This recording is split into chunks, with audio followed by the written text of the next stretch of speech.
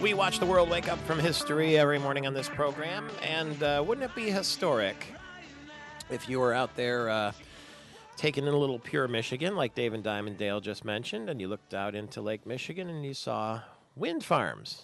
That would be pretty impressive, wouldn't it?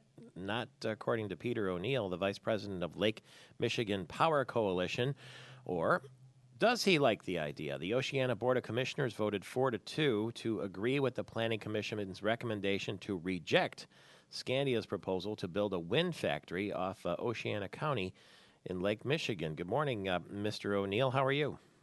Good. I'm well, thank you. You consider that a victory or a loss? We consider that a victory. The first proposal out of the gates, we feel, was a bad proposal. That doesn't mean that the idea is bad. It just means that the first proposal, which is why our coalition was energized and got moving, was a bad proposal, but it has educated us, and I think we have a better sense of what would be a good proposal moving forward. This was going to be 200 turbine generators in a 100 square mile area, as I understand it, in Lake Michigan, right off of Silver Lake State Park and Ludington. What didn't you like about the proposal? It was not only the approach of the developer, which was to come in the middle of the winter with a project of a huge scale.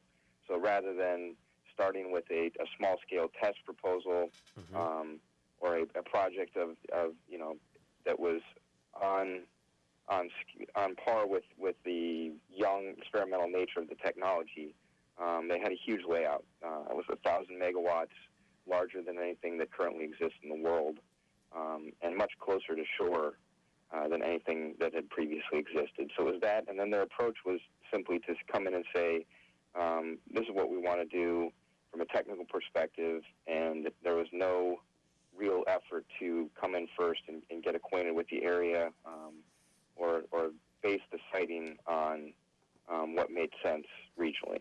So will Scandia now move somewhere else, or will they come back to you with a different proposal? What do you think happens next?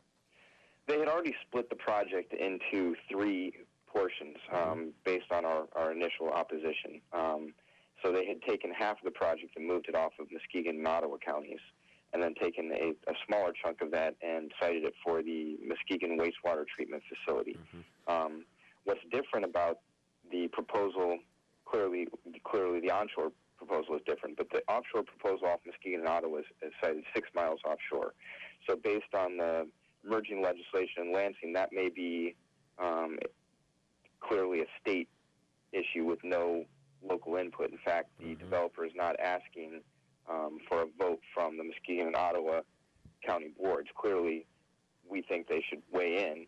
Part of our big effort is to make sure that local input is a part of the siting process, but the developer, Scandia, is not asking for a county board vote in those two areas.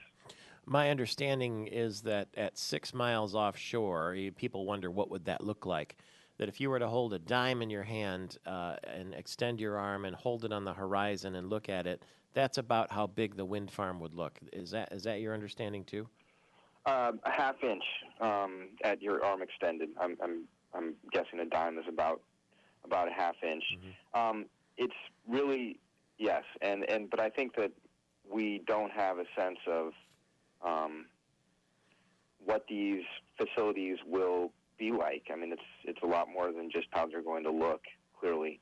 And I think it's important that as this moves forward, and I think we all, understand that flawed as it is, wind energy does represent a way forward to move away from some of the power generation we've used, that we do a toe in the water rather than, jumping in with both feet.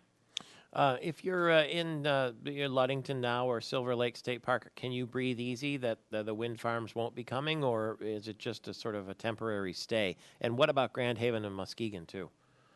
Well, I think that in Oceana and Mason County, we're clear that from the beginning that was the wrong location for an industrial facility like this. When it comes down to it, you hear the term wind farm, but in reality it's an industrial power generation facility that's sited in the lake. And, based on any kind of city civic planning, county planning, some locations make sense for an industrial facility, and there would be benefits in terms of taxation and potential construction positive benefits. Other areas it doesn't make sense, and I think that talking about pure Michigan, Oceana, Mason County are areas where the use of the coastline there is primarily recreational, and an industrial power facility, especially at that distance from shore, doesn't make sense. Muskegon may be different. Grand Haven certainly does have a lot of recreational use, and so that may be an issue there. But one of our big pushes here, what we're advocating when we move towards the legislature, is that the local entities, the counties, have input.